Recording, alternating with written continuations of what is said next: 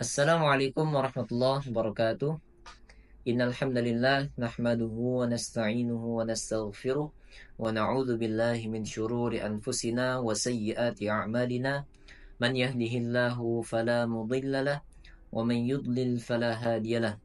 Asyhadu an la ilaha illallah wahdahu la syarikalah wa asyhadu anna Muhammadan abduhu wa rasuluhu la nabiyya wa la rasula ba'dah. Ikhwas sekalian, insyaallah kita akan membahas pada kesempatan kali ini mengenai huruf ro. Huruf yang terkadang kita keliru dalam melafalkannya dalam takaran kadar yang tidak diinginkan oleh tajwid. Misalkan seseorang mengucapkan takrirnya terlalu berlebihan. Ya, apa itu takrir? Takrir itu adalah getaran, ya getaran atau pengulangan lidah dalam mengucapkan huruf ro. Jadi seperti itu namanya takrir.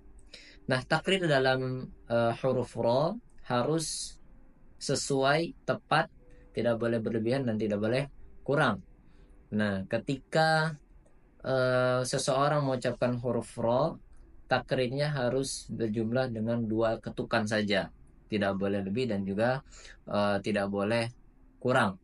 Jadi ketika seseorang mengucapkan ro dalam keadaan fathah, kemudian dhammah, dan juga ketika tasydid, itu harus jelas takrirnya. Seperti ro, ro, ro, ro, ro, erlo, erlo, uru, uru, seperti itu. Nah, ketika kasroh itu harus ditipiskan, ya, ditipiskan, tidak boleh terlalu tebal karena ro ini ketika kasroh hukumnya adalah tarkik. Nah, sebetulnya ikhwas kalian, pembahasan ro ini cukup lumayan panjang, maka insya Allah kita akan membahas pada kesempatan kali ini hanya bagian depannya saja.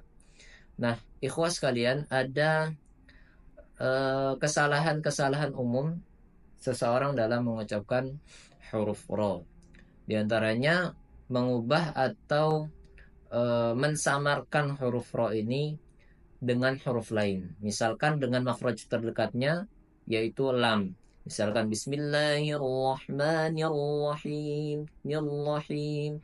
Memang agak terlihat agak benar dan tidak terlalu salah.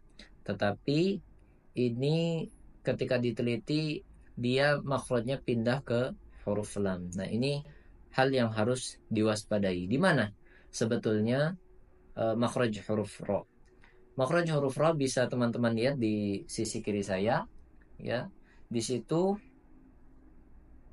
gambar tersebut menunjukkan bahwa di ujung lidah bertemu dengan langit-langit bagian depan. Nah, kemudian ketika dia fathah, ketika dhammah dan juga berharokat tasydid, dia harus ditebalkan. Jadi pangkal lidahnya juga harus dinaikkan. Jadi ro, ro, ro, ro, ero, ero, ero, uru, dan lain sebagainya. Nah, ketika dikasrohkan, pangkal lidahnya diturunkan. Jadi dia dalam keadaan tipis. Jadi ri, ri, ri, dan seterusnya. Nah, ro juga mempunyai sifat namanya al-inhiraf. Nah, inhiraf ini hanya dimiliki oleh 2 huruf, yaitu lam dan juga ro. Apa itu inhiraf? Inhiraf adalah penyimpangan. Jadi seharusnya udara itu bergerak melalui sisi-sisi lidah, ya, udaranya dari tenggorokan. Namun karena terjadi penyimpangan di makhrajnya, maka udara itu mengalir ke tengah. Jadi yang tadi yang menyebar dari belakang itu mengalir ke tengah untuk keluarnya. Jadi namanya sifatnya adalah inhiraf. Nah, ada beberapa contoh bacaan di dalam Al-Quran yang bisa kita contohkan dan bisa teman-teman ikuti. Misalkan kita contohkan dalam surah Al-Fatihah. Bismillahirrahmanirrahim.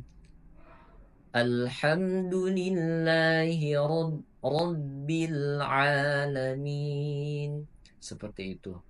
Nah, mudah-mudahan bermanfaat bagi kita semua ilmu mengenai huruf ro ini. Jangan lupa untuk terus berlatih di depan kaca, karena ketika kita melihat posisi bibir kita, posisi mulut kita, kita mengetahui bahwa apa yang diinginkan oleh ilmu tajwid bisa kita lakukan, dan kita merasakan bahwa itulah makhraj sebenarnya.